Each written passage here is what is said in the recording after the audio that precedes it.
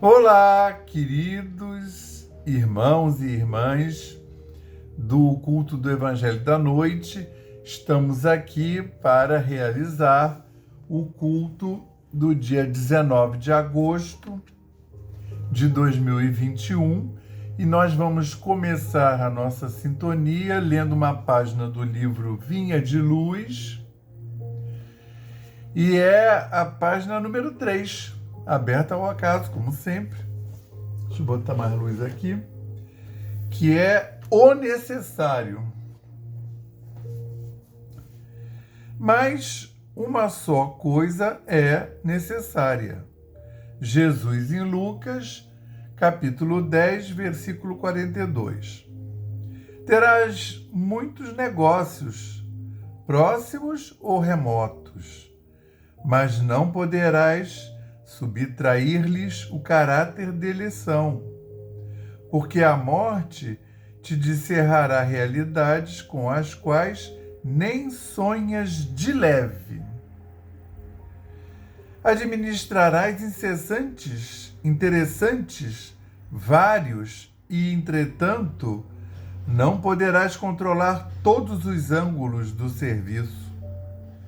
De vez que a maldade e a indiferença se insinuam em todas as tarefas, prejudicando o raio de ação de todos os missionários da elevação.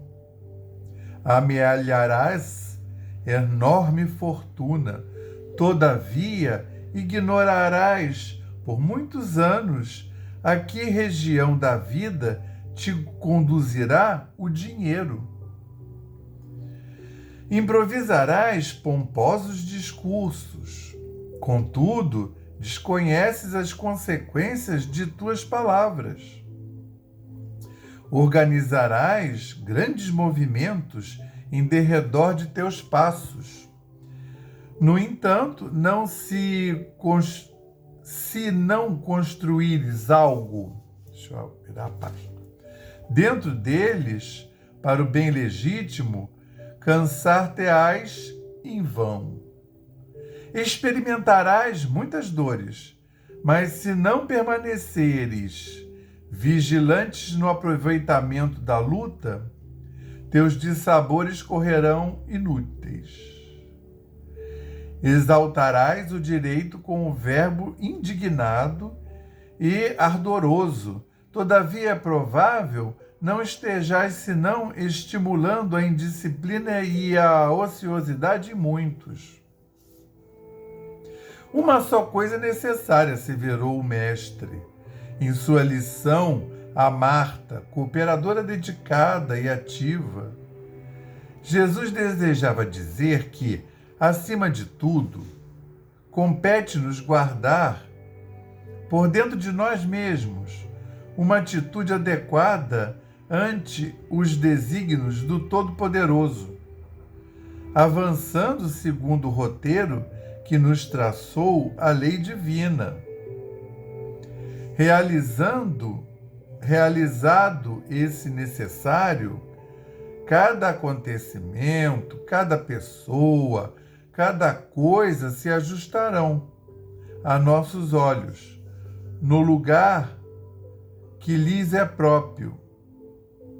Sem essa posição espiritual de sintonia com o celeste instrutor, é muito difícil agir alguém com proveito. Graças a Deus.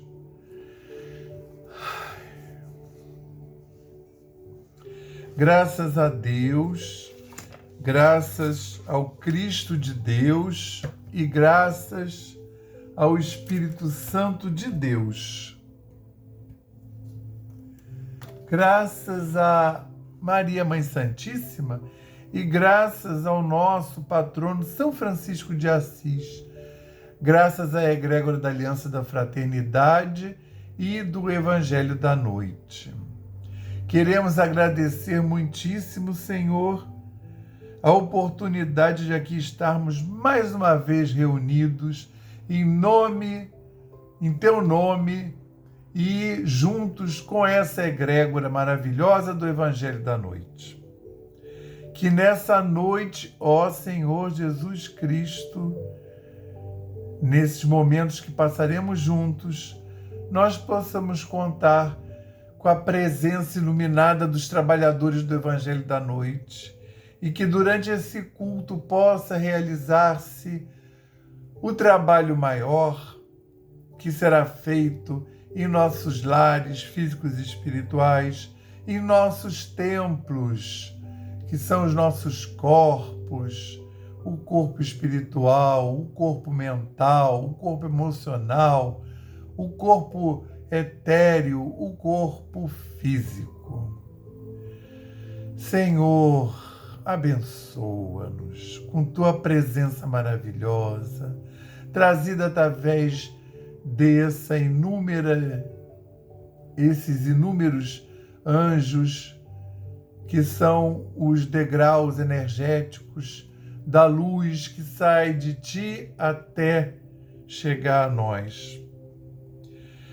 Senhor, permite ainda que essa luz, esse culto possa ser benéfico e abranger todos os outros lares, todas as outras pessoas, todos os nossos outros companheiros de senda que estejam no raio de ação desse culto. Senhor Jesus, dá-nos então a permissão para dar por iniciado o culto da noite de hoje, dizendo o lema da Casa da Aliança da Fraternidade, que é paz e fraternidade, e o lema de Francisco, paz e bem, graças a Deus. Então, super queridos, nós vamos dar início ao estudo de mais um pedacinho do capítulo 26, né? Eu estava até agora, por ocasião desse estudo, eu estava olhando comparativamente, porque ele se presta a isso, com Marcos. A gente está seguindo Mateus. E aí eu estava encarnando, porque em Mateus, é um capítulo que eu acho que é um dos únicos, que tem 75 versículos. Mas eu estava olhando em Marcos, também é grande. Mas também deve ser porque Marcos, os dois não inventaram muito, não. Quem escreveu primeiro foi Marcos, né? E aí Mateus, quando escreveu, seguiu mais ou menos o roteiro de Marcos. Então, a gente vai estudar do versículo 57 até o 68. E o pastorino subdividiu em dois títulos. O versículo 57 e 58, ele colocou na casa de Caifás. E depois de 59 a 68, ele botou interrogatório oficial. Então é Jesus chegando na casa de Caifás e depois sendo interrogado, né? Interrogatório oficial. Então aqui essa primeira parte, na casa de Caifás, são só 2 versículos, em Mateus está assim: os que prenderam Jesus levaram-no a Caifás, o sumo sacerdote, onde os escribas e os anciãos estavam reunidos. Mas Pedro o seguia de longe até o pátio do sumo sacerdote, e entrando aí, sentou-se com os servos para ver o fim. Então, Pedro, ele nos dá conta que Pedro acompanhou, e aí a gente vai ver agora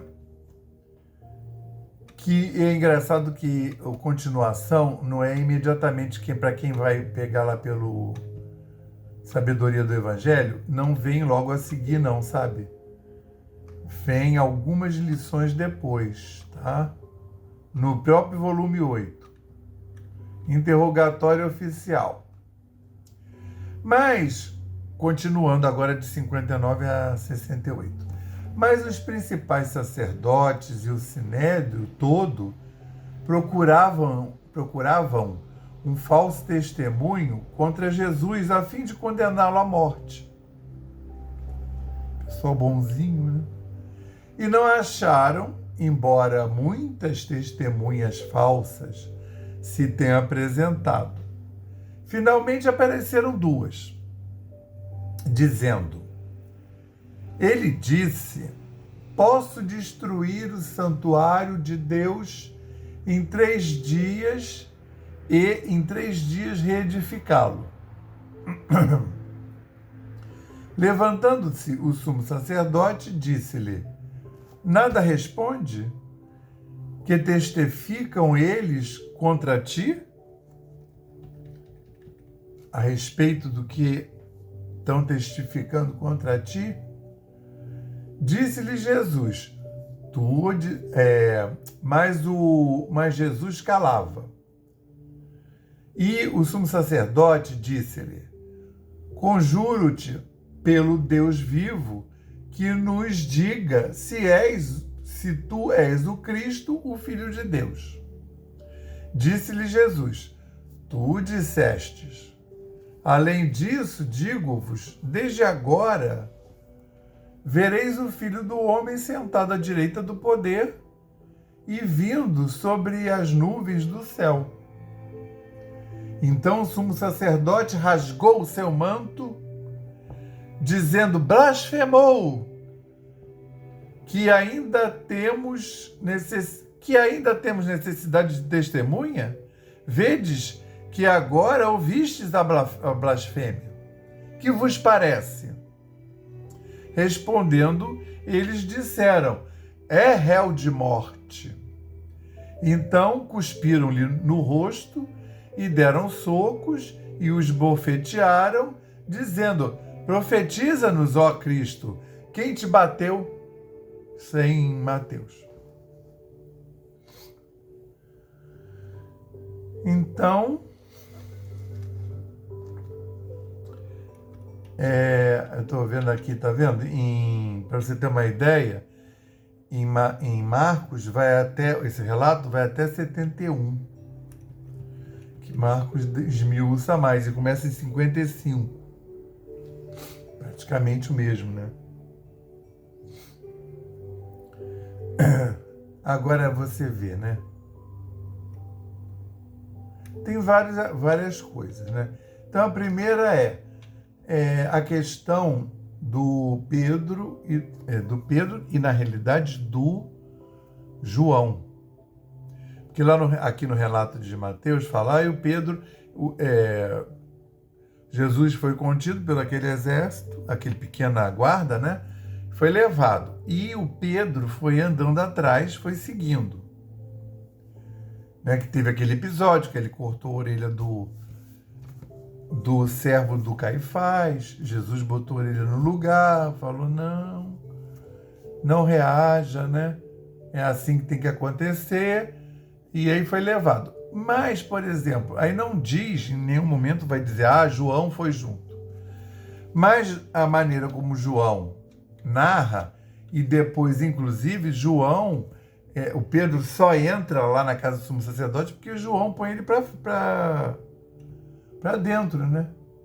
Então, aqui nessa parte na casa de Caifás, olha como é que é narrado. Todo mundo botou dois versículos só, o Marcos botou 3. Disse então Pedro à criada, à porteira: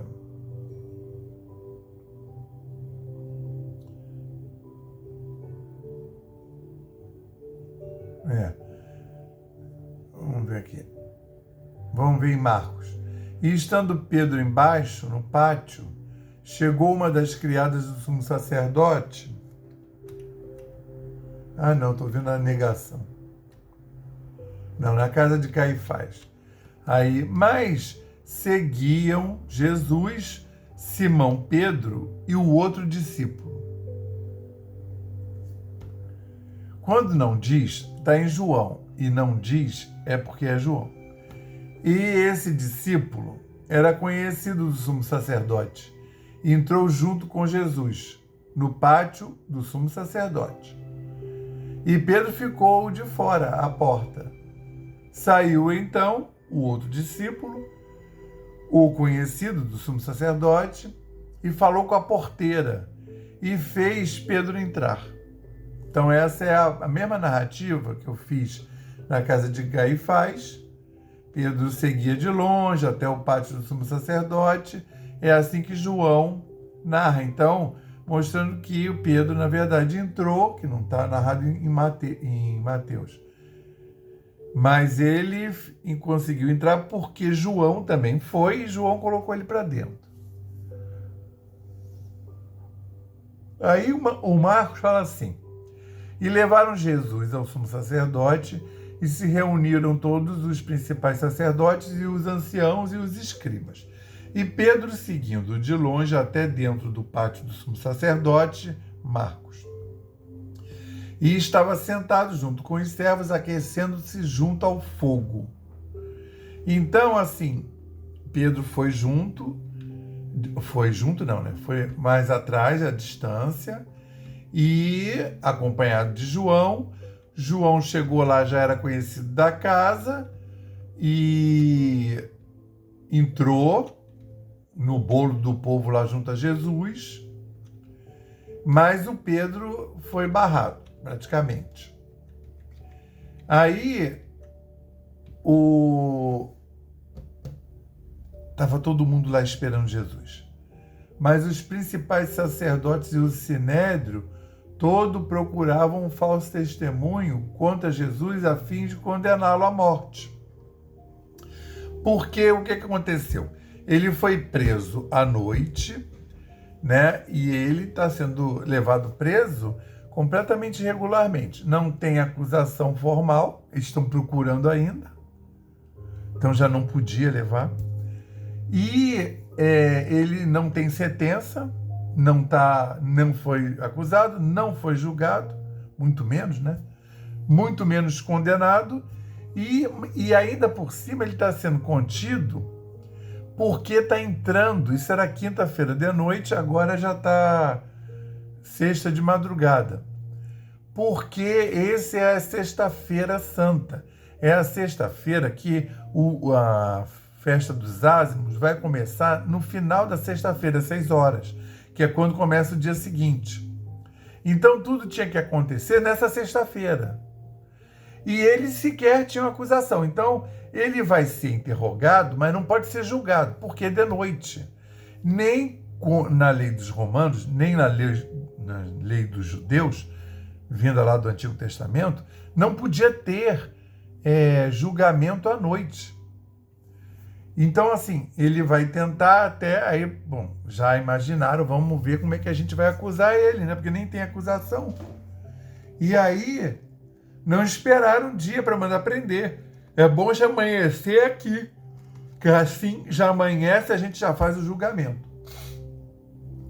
Quer dizer, já amanhece, a gente já faz a condenação, né? Mas não vai ser tão fácil condená-lo. E aí, não acharam testemunha, embora muitas testemunhas falsas se tenham apresentado. Lembra quando eu disse que o mistério deles era fazer falso testemunho? Aí agora faz mais sentido, porque que lá nos 10 mandamentos tem: não levantarás falso testemunho? Era para eles mesmo, né? Eles passaram toda a antiguidade e vão passar toda o início, os 100 primeiros anos do cristianismo, todo querendo pegar, vão tentar pegar João, falso testemunho, Pedro, falso testemunho, já depois que Jesus morreu. Depois Paulo, falso testemunho. Timóteo, falso testemunho. Barnabé, falso testemunho. Barnabé foi um pouco aliviado que ele pregava lá na ilha de Chipre, onde ele nasceu, né? E não achavam. Aí sabe o que acontecia? As pessoas se apresentavam para dar falso testemunho, mas elas não combinavam. E aí não dava para acusar ele baseado nem nesse falso testemunho. Então eles suaram para achar dois mais ou menos coerentes, tá? Aí apareceu, finalmente apareceram duas, porque na lei mosaica diz também que você não pode matar ninguém com um único testemunho, tem que ter pelo menos 2, melhor é 3, Por isso que eles estão procurando 2, que é o mínimo, pelo menos 2. Porque as pessoas diziam coisas que não batiam. Sabe, a cariação? Finalmente apareceram 2. Dizendo, ele disse, posso destruir o santuário de Deus e em 3 dias reedificá-lo. E aí, levantando-se o sumo sacerdote, disse, nada respondes, que testificam eles contra ti? Mas Jesus calava. E aí, assim, o sumo sacerdote ele já está incomodado com a própria postura de Jesus, que ele está acostumado da pessoa ser presa, vir gritando, né, e reagir veementemente, né? Mas Jesus, né? Tudo isso é mentira. Ele poderia, né? Realmente, né? Junto com os apóstolos, não, esse pessoal é mentira, não. Até porque a questão que ele até falou, que colocaria o templo em 3 dias, se arruinado, ele conseguiria erguer em 3 dias, mas falando de um templo, que é em João isso, o templo da igreja no sentido de doutrina, né? E dos corpos, né? Dele com os corpos dele. Cada um dos cristãos com os seus próprios corpos. Tendo em vista que quando você derruba o templo, você derrubou uma construção de pedra naquela época. Mas a doutrina, até do judaísmo mesmo, né? Que depois vão derrubar o templo de Salomão no ano 70 e o judaísmo vai continuar belo e formoso. Né? A doutrina você não mata. Você matou cristãos, mas não matou o cristianismo. Depois, no momento posterior, quando eles começarem a jogar lá no Coliseu, botar os leões para comer, eles não perceberam em momento nenhum que, pelo contrário, na hora que eles matavam, aí que aquilo se reproduzia mais ainda, porque a mensagem é mais longe.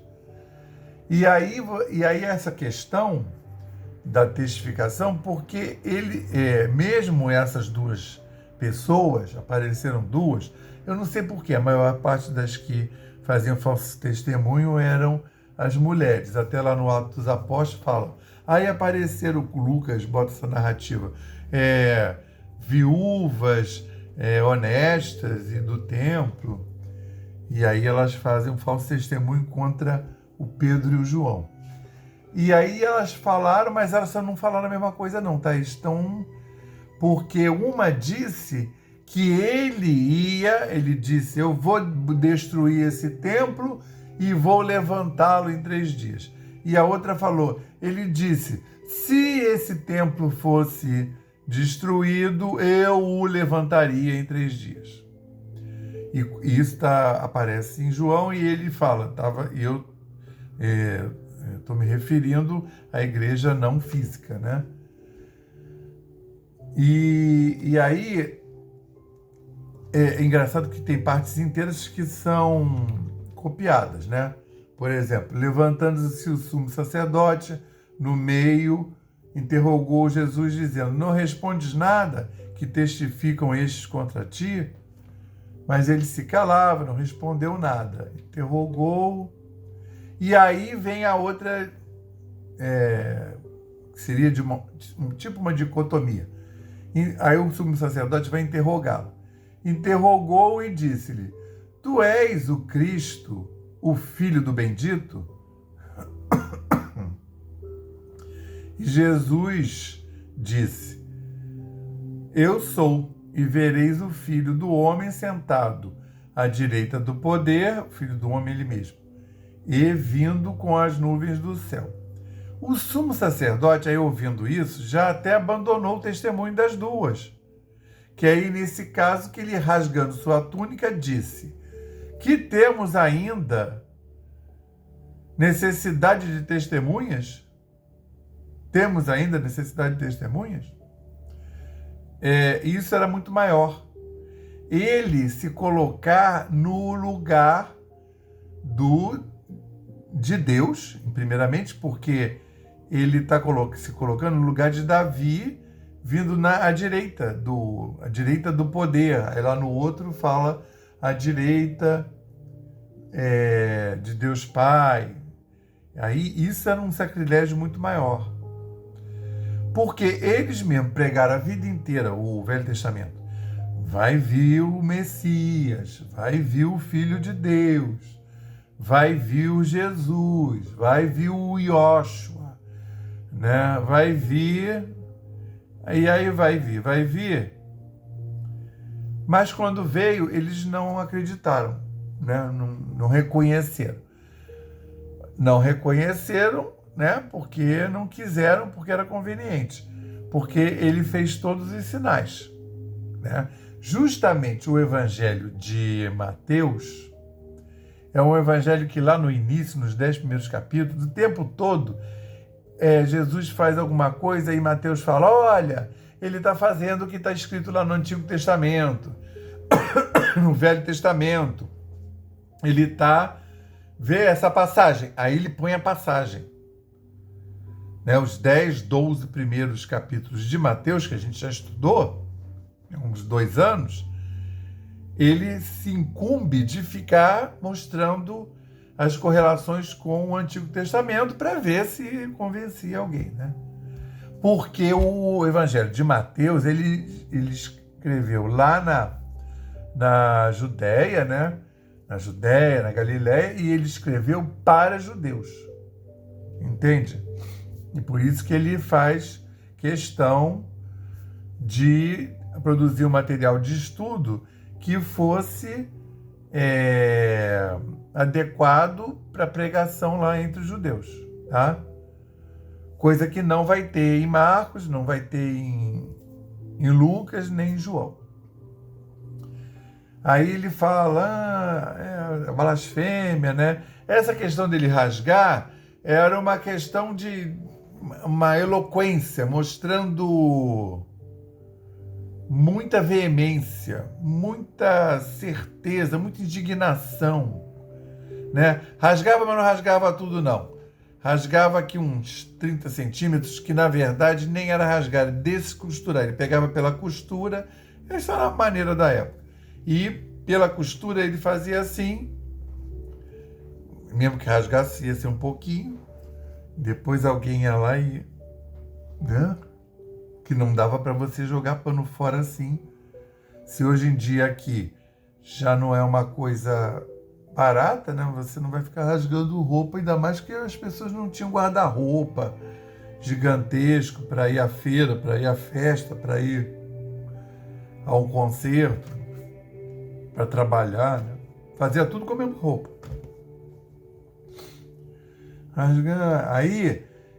E aí o que acontece?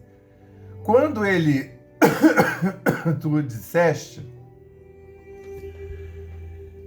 os exegetas, se você for procurar para estudar, eles vão falar, essa pergunta do sumo sacerdote, ela é iniciática, porque ele perguntou em Mateus, ele pergunta assim, tu disseste, quer ver? Conjuro-te pelo Deus vivo que nos diga se tu és o Cristo, Filho de Deus. Mateus. Em Marcos, de novo o sumo sacerdote interrogou-o e perguntou-lhe, né? Está escrito disse. Tu és o Cristo, o Filho do Bendito? Entende? Não é exatamente a mesma pergunta. Vamos ver aqui se tem nos outros. Os escribas retiraram-se da... Quem te bateu? Lucas não narra isso. E em João, que estava sempre mais perto, mais atento, e começaram a cuspir nele. Vamos ver aqui. Diz, eu sou. E em João ele diz que é ele, né? Mas ele calava e não respondeu nada disso.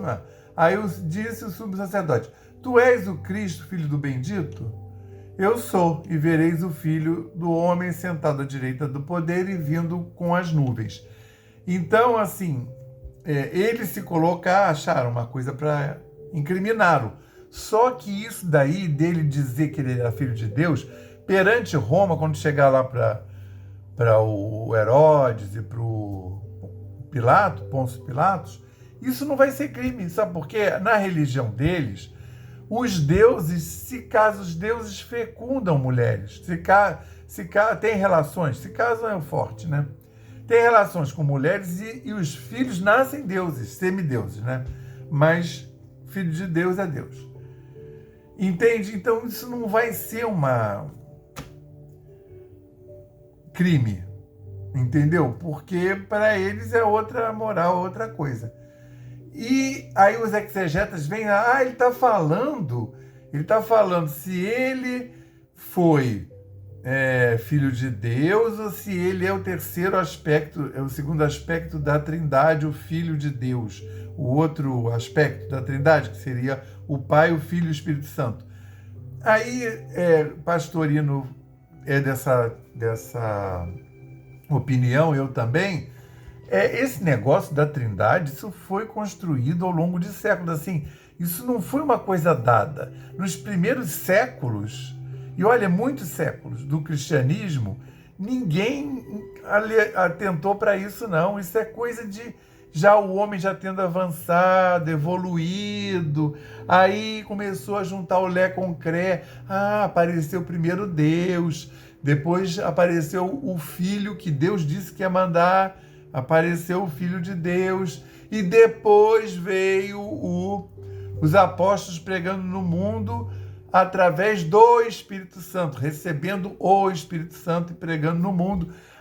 Então isso, mas aí são três deuses? Mas Jesus disse que ele era Deus, mas ele disse que todo mundo que era filho do Pai era Deus. E aí fala, então isso é a segunda face de Deus. Deus é um só, tá?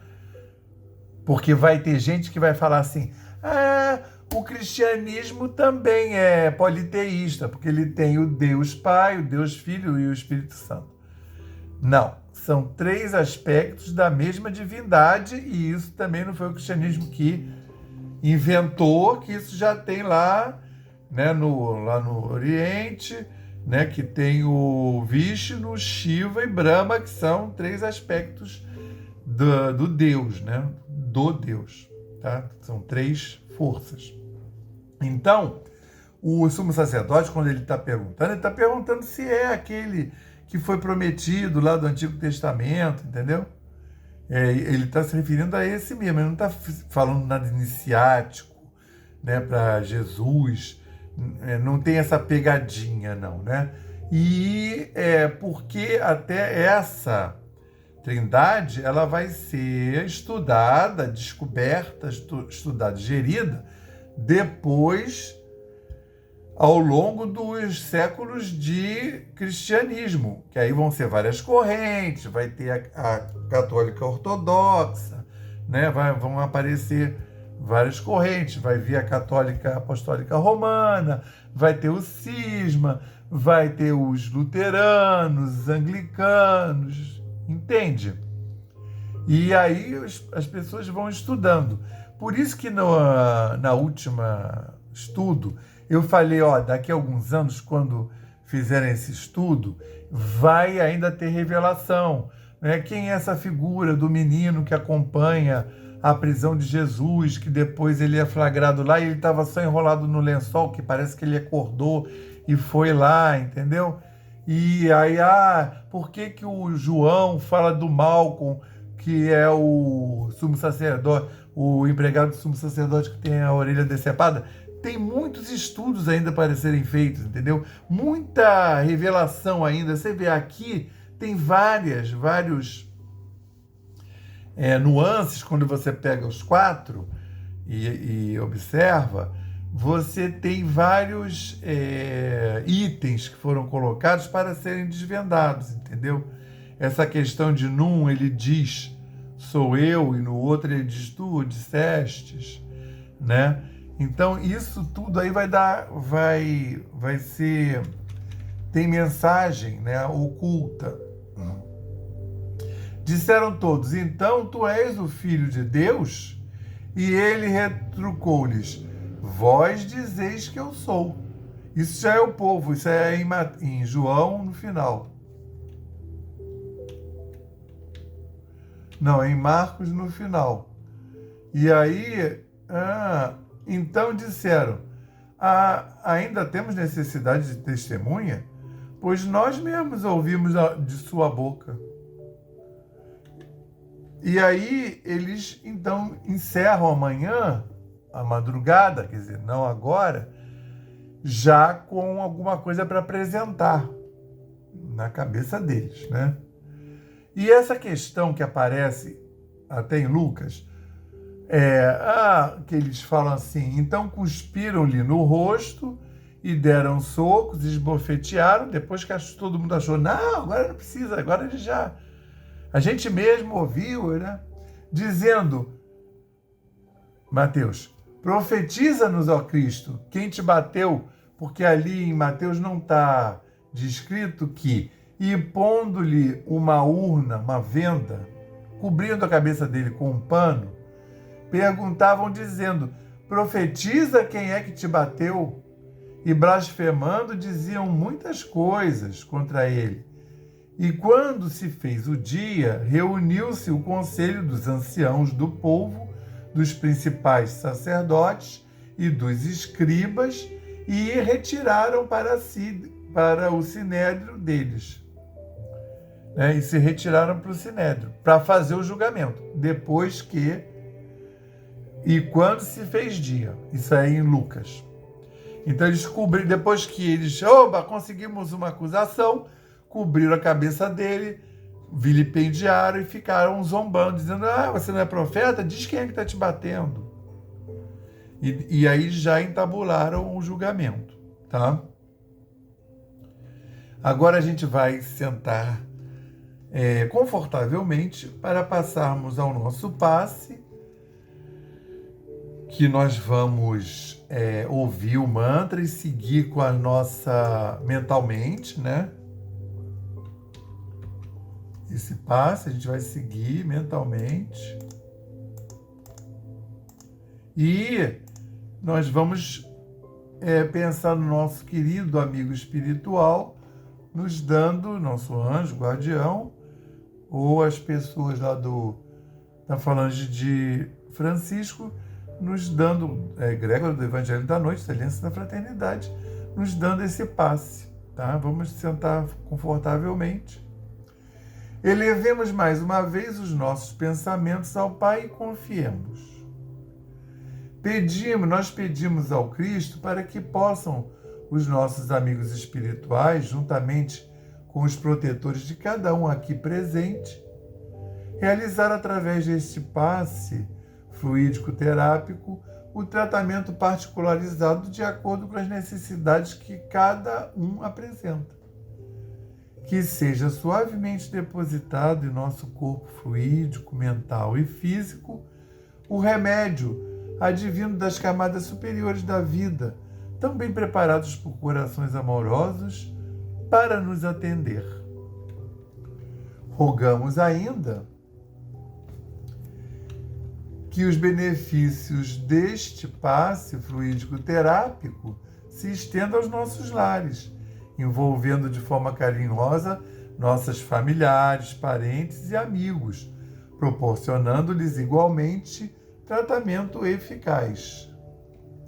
Intimamente pedimos forças para desenvolver em nós coragem, discernimento, paciência e bom ânimo na nossa lida diária, nos colocando agora na posição de receptores abertos à boa influência do alto, alentando a nossa consciência de que somos seres oriundos e viventes no universo de Deus. Agradecemos a nossa coexistência com o nosso próximo e a atual reencarnação que nos colocou em contato com os elementos indispensáveis às nossas necessidades de evolução, rogando inspiração para que possamos aproveitar a oportunidade da mesma para exercitar o perdão e a busca sincera pela harmonização íntima, sem deixar de atender aos reclames da lei de progresso e evolução. Finalmente pedimos equilíbrio moral e emocional, inspiração nos padrões do Evangelho para que possamos solucionar com os nossos esforços os problemas que nos envolvem, resignação positiva sem estagnação, compreensão para agir com amor,